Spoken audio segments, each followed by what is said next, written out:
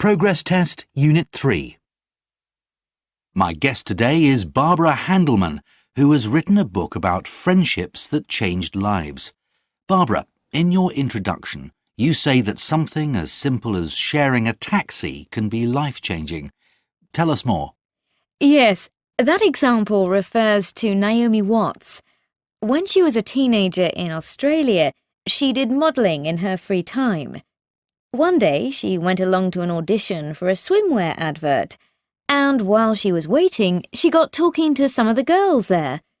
She shared a taxi home with one girl later because they happened to live in the same area and they struck up a friendship. And that girl's name? Nicole Kidman.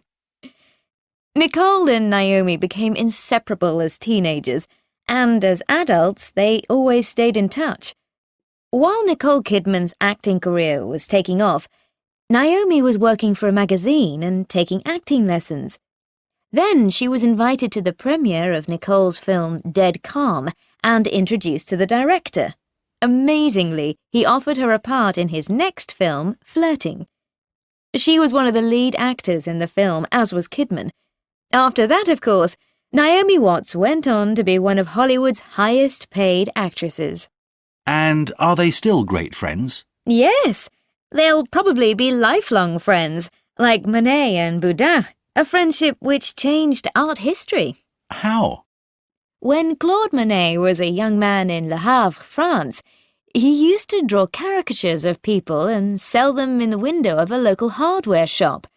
The shop owner, a man called Gravier, suggested he meet a friend called Eugene Boudin.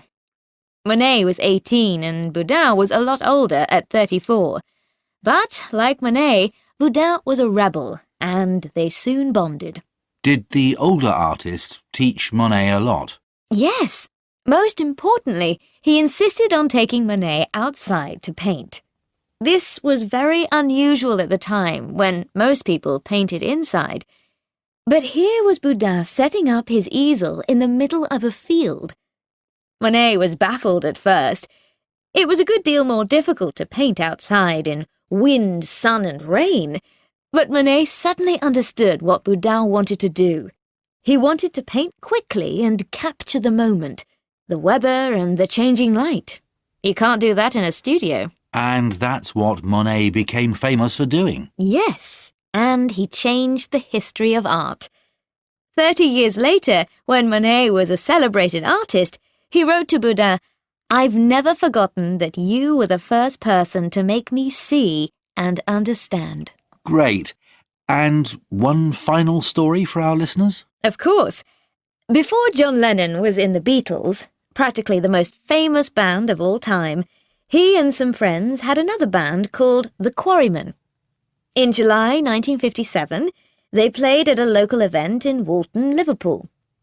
They were having a break between performances when a boy called Paul McCartney got talking to them. Then Paul took one of their guitars and began to play rock and roll. Brilliantly. They were stunned and soon asked Paul to join the band. Paul and John started seeing a lot of each other. They'd listen to American rock and roll together and teach themselves to play it. Paul introduced John to his friend George Harrison. Another Beatle. Yes.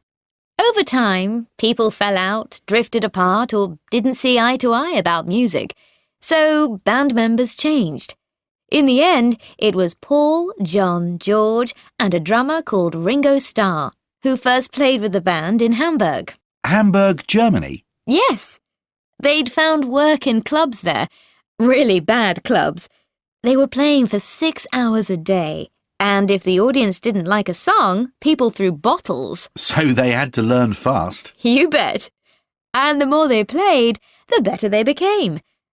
After they went back to Liverpool in December 1960, people were gobsmacked. They'd become by far the best and most original band in town. By 1962, they had a record contract.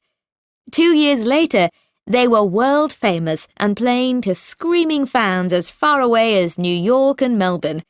But it all started that Saturday afternoon when Paul ran into John by chance.